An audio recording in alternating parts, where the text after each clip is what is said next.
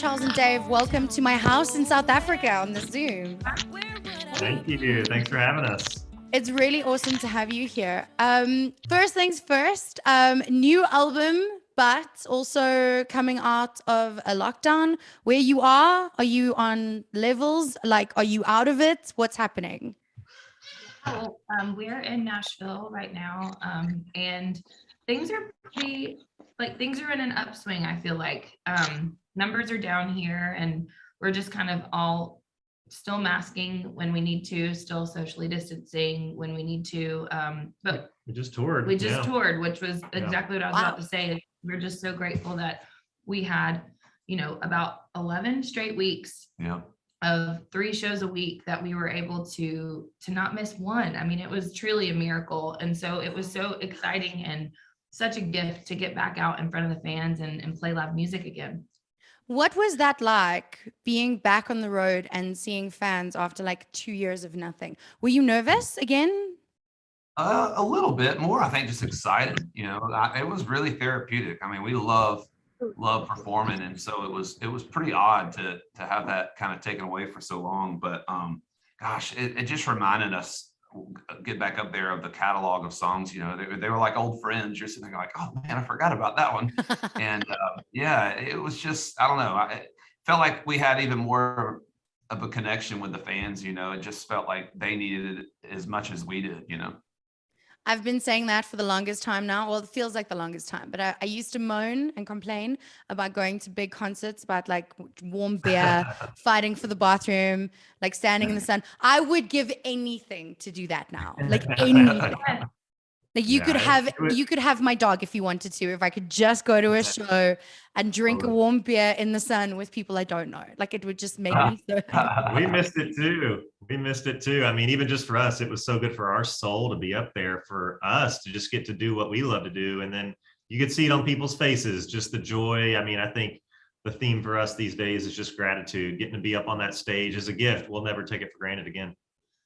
Okay, so you, much like the rest of us, are normal human beings, as much as you are Lady A and you are award-winning, billions and billions of streams artists.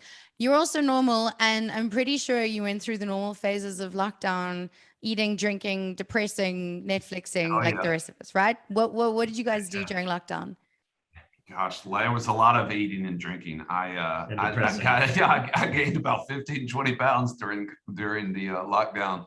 So that was one thing. When we got back out, we had to kind of get back in road shape, and because hour and a half, 2 hours on stage, you got to get your stamina back up. But we wrote a lot of music. That was, I think, the one bright spot about it is, after the first couple of months, it was pretty obvious that this wasn't going anywhere fast, and so we just decided to start writing, and we wrote a lot over Zoom, and it took a couple writes to kind of learn how to do that, but I think that's why, I feel like this is one of our most personal records, is we got to write so much for it that, all but one song, were songs that we, had a hand in writing. It's a really personal record because of that. I want to talk a little bit about the writing over Zoom, because I can't know what it's like to be in a studio and the synergy that must happen, but I can only assume that there must be a level of getting in each other's heads, right? And over Zoom, I can't see that happening so well. And how does that work? Well, I feel like I never fully found my footing. Like, I was able to be there, and we would text. It would almost be like we would be talking like this, and then sometimes we would all go on mute to whoever was playing the guitar to figure out chord progression, and then we would be texting each other lyric ideas. Like, it all just kind of depended on who our co-writers were, but it was clunky at first, and then the audio is never great. Which I know it was something you kind of figured out some ways to kind of help it line up, but we just, I think, realized how resilient we could be. I think, and that you could say across the board, just with going through something so difficult, and just trying to find our ways to stay creative and help us through. I mean, it became kind of our therapy, I feel like, to get through so much of this last year and a half, just because writing is just cathartic. for us. Yeah. And so we just kind of push through the discomforts of it. And then, you do anything long enough and it starts to feel pretty normal. I think there were some benefits too. I mean, even Zoom being sort of a new thing. I mean, we could hook up with some people we couldn't normally write with too. I mean, there's a song on this record we wrote called Worship What I Hate with Amy Wadge, who was in Wales, over in the UK area. And, she popped in on Zoom and we were able to work with her the whole day, which, it kind of opened up a couple new doors as well. But we made the most of it. Like you were saying, we were all kind of walking through such a weird, sort of depressing, unknown time. And we just tried to put that into the music. I think songwriting is the thing that started our band. It's the thing that'll keep us going. That's just what's our healing process for anything. That's all we know how to do is write, create, and kind of put our, feelings into art. So. Is there anything that you had to do during this lockdown time that you're going to keep with you going forward? Because this lockdown has changed how we create, how we live, how we tour, how we PR. Is there anything that you like that you're going to keep? No. Okay. No. I mean, like Dave said, maybe, it'll open up some schedules with, some international songwriters. Like, I mean, Amy Wadge, she's written so many of those amazing songs with Ed Sheeran. And so, sometimes it's tough to line up schedules. She only comes to Nashville once or twice a year, so maybe that's the one thing. But other than that, I can't think of too many things. Being in person is just, I mean, there's nothing like it. The second we got the all clear in the US to at least us be back together, being in a room, there's nothing like it. The way that we can just kind of vibe together, write together. That's just our happy place. So we missed that for sure. Okay, so talk to me about what a song can do, chapter 1. What are we in for, and why is it there's obviously more coming, right? Yeah. The full record not coming out there? It'll be the full record, all 14 songs. We had chapter 1 come out with just the first 7. And then the second chapter, honestly, it wasn't necessarily a theme to the 2 separate chapters. It was just kind of a way for us to go ahead and get some music out. We didn't have the back half finished yet. And we were like, gosh, we're so excited to get this music out to the fans. And so we put out that first 7. But I think the whole record in general is, that there's a song, the title track, What a Song Can Do, makes you feel songs can exude so many different emotions, happy, sad, love lost, love gained, all these different, kind of themes. And that's kind of what this record is. All 14 songs kind of run the spectrum of, of really fun, feel good songs to really, self-reflective songs like Worship What I Hate and, love songs. And so, I just think it's definitely one of the, I think, most well-rounded records we've made in a long time, where it just takes you through a journey of, all kinds of different emotions, which I think is what we felt during this pandemic. I mean, there were times that we were very hopeful. There were times that we were very sad and depressed. There was times that, I don't know, that it just makes you think and run through that whole gamut of emotions.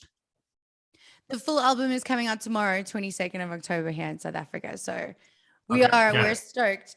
But talk to me a little bit about the Worship What I Hate song, Worship What You Hate song, because this, for me, I think the message of the song is something that we need to push. Talk to me about the writing of it. What is the message behind this? Well, we wrote this in Dave's home studio. He and I and Natalie Hemby and then Amy Wadge from Wales over Zoom. And we were just really having an honest conversation about just how we were struggling. That was in September of 2020. And so I think we were all really, fully in the just how weird it felt, how traumatizing it felt, all, the ways we were trying to cope. I mean, and for me, this song is just about identifying that I had been really focusing on the wrong things and just kind of having this awakening moment of what are the unhealthy ways that I cope with stress, that I cope with feeling out of control, that I cope with feeling exhausted, all of these things, and identifying them and acknowledging that you can change them. And so, our relationship with social media, our relationship with our phones in general. Like, you know, the second verse of that song, it's just like how we get so attached to these devices. And, you know, before I would kiss my husband good morning, I was looking at my phone to see what time it was. It was like, what is wrong with like that? How do I need to detach from that device to be able to be more fully present in my own home, in my own marriage, with my, you know, my relationship with my children, my friends. So it's talking about that. It's talking about, you know, the things that really, and for me, become my idols, the things that I focus on too much, instead of the ways in which that I can grow and be more present and healthy in my life. Hillary, how did you stop with the phone? I think we all need that advice.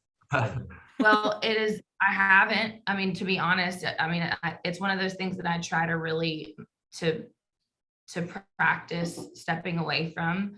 Anytime I've ever kind of, for lack of a better word, fasted from it, I am a much happier person. I feel like my kids are much happier.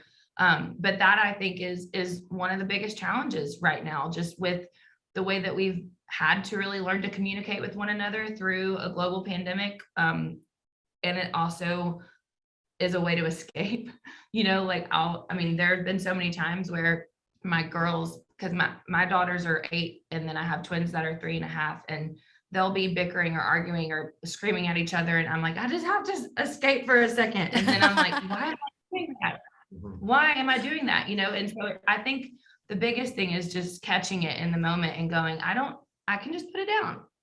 You know, I think it's just those practical things, and having the self-awareness to know, like, I just need to put it away. Okay, so full album out here tomorrow, 22nd of October in South Africa. What are we expecting? What are your South African fans in for?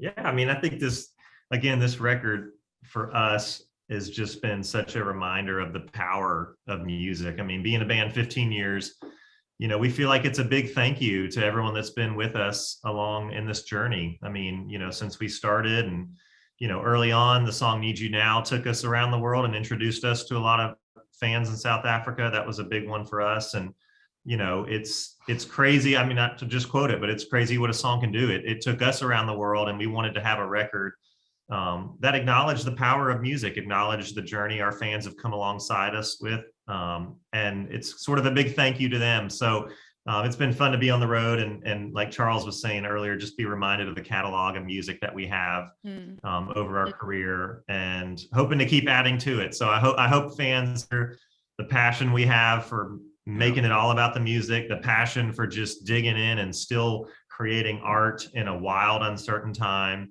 And we hope that they find their own stories and can relate. You know, I think that's the biggest thing for us when we write this music. I mean, we want the fans to put their own story in it. You know, I think of how many songs that have said how I was feeling better than I could, you know, and so that's kind of what we're always striving for. Yep. That's what a song can do. Yeah. Hey, there you go. Ding, ding, ding, ding. Oh my gosh, you guys, thank you so much. So out tomorrow everywhere. Go and download it, go stream it, go listen to it. Oh, and please make TikToks with it, because we always want TikToks with songs. Guys, thank you so much. Please, can you pinky promise here and now that you will come back as soon as you can, please? For sure. Yeah, we need shows. For sure. We need shows badly.